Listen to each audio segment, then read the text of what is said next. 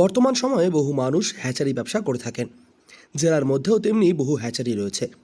তবে এই ব্যবসার ক্ষেত্রে বেশ কিছু বিষয়ের ওপর নজর রাখতে হবে, না হলে এই ব্যবসা করার মাধ্যমে সঠিক পরিমাণ লাভ করা সম্ভব নয়। দীর্ঘ সময় ধরে জেলার দিনহাটা পেটলা এলাকার এক হ্যাচারি ব্যবসা অনেকটাই প্রসিদ্ধ হয়ে উঠেছে, যা বহু মানুষকে অনেকটাই আকর্ষণ করছে এই ব্যবসার দিকে। পুরো কোচবিহার ডিস্ট্রিক্ট আসাম মেঘালয় কি কি বিষয়ের উপর খেয়াল রাখেন আপনারা এই মাছের চারা বিক্রির ক্ষেত্রে? কোয়ালিটি এবং কোয়ান্টিটি এই দুটোই হচ্ছে গিয়ে মেন বিষয়। ভালো করে মেনটেন করার চেষ্টা করি। আমরা মেন কথা হচ্ছে কোয়ালিটি খুব বজায় রাখি। যেমন হচ্ছে গিয়ে আমাদের কোনো মিক্সার মাল নেই। যদি কোনো কাস্টমারের রুই মৃগেল কাতলের মধ্যে যদি বলে আমি শুধু মৃগেল নিব, কাতল নিব, রুই নিব, এবং সে তার কাস্টমার তার প্রত্যেকটা মালই চয়েস মতো নিতে পারবে।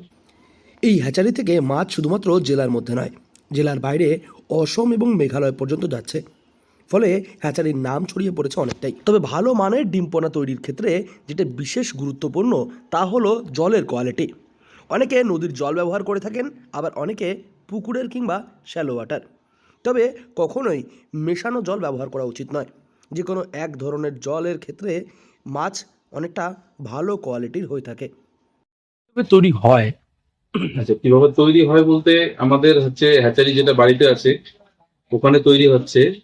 মাছটা ধরেন আগের দিন ওঠালাম, উঠিয়ে রেস্ট করানো হয়। রেস্ট করিয়ে তারপর হচ্ছে গিয়ে ইনজেকশন করা হয়। ইনজেকশন করার 6 ঘন্টা পরে যেমন ডিম দেয়, এবার ডিম দেওয়ার 6 ঘন্টা পরে ডিম থেকে আবার ফুটে স্পন তৈরি হয়। এরকম ভাবে প্রসেসিং হতে হতে 48 ঘন্টা যখন পার হয় তখন হচ্ছে গিয়ে স্পনটা বিক্রি করার উপযুক্ত হয়। আচ্ছা, কখনোই একের অধিক চারাপোনাকে একসঙ্গে প্যাকেটজাত করা উচিত নয়। প্যাকেটজাত করার সময় অবশ্যই যথেষ্ট পরিমাণ অক্সিজেন সাপ্লাই দিতে হবে। এছাড়া মাছের পোনা যতটা সক্রিয় থাকবে ততটাই সুন্দরভাবে বাঁচতে পারবে। মাছের ডিম পাড়ানোর আগে যে ইনজেকশন করা হয় তার আগে মাছকে স্বাভাবিকভাবে রেস্ট করতে দিতে হয়। তাহলে মাছের ডিমের কোয়ালিটি ভালো হয় এবং পোনার কোয়ালিটিও ভালো হয়। যারা হ্যাচারিতে ডিম পোনা কেনেন তারা প্রত্যেকেই জানেন যে কিভাবে ডিম পোনা মাপা হয়।